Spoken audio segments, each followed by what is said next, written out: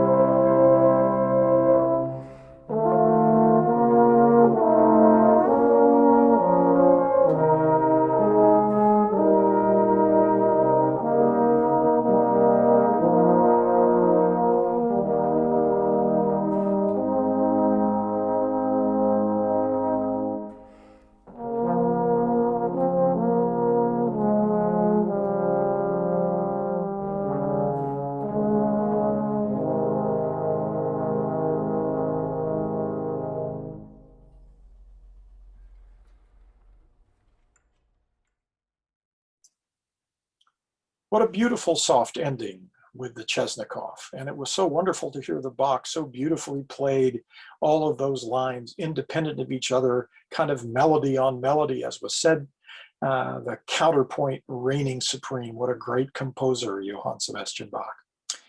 Well, the trombones made their way into the orchestral setting, supporting voices, alto, tenor, and bass in things like the Mozart Requiem. And eventually, as we got to the end of the 19th century, trombones were a powerful section in the orchestra in music of Wagner and Tchaikovsky. As we move into the 20th century, composers are looking at even more independence of parts, and we're going to hear a piece written just for trombones only in the next segment, and some pop music.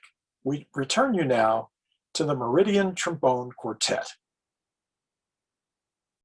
Our next piece of music has a very simple title called Quartet for Four Trombones by Leslie Bassett. It is a staple of the trombone quartet music today and was composed in 1949 and won a competition by national professors of music. He was a professor of music at University of Michigan, and from a standpoint of performance, we find that the tempos vary and we retard, we speed up, and it creates issues on getting everything together. But we really enjoy this piece. Again, Quartet for Four Trombones by Leslie Bassett.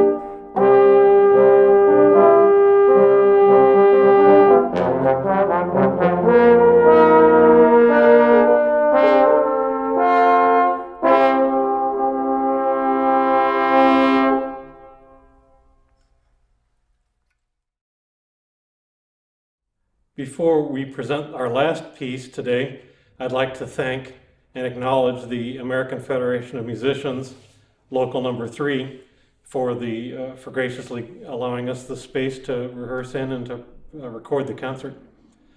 The number we're going to finish the performance with is a pop tune that probably everybody recognizes. It's Stevie Wonder's Cherie, Amour, and it's a lovely arrangement written by Robert Elkjer.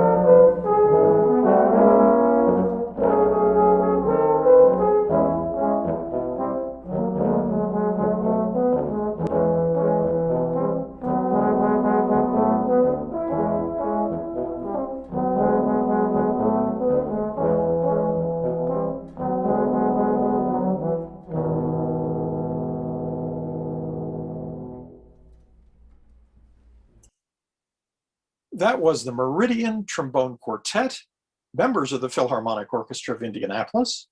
I'm Orsina Smith, the conductor of the Philharmonic, and you've been listening to a Philharmonic virtual mini concert.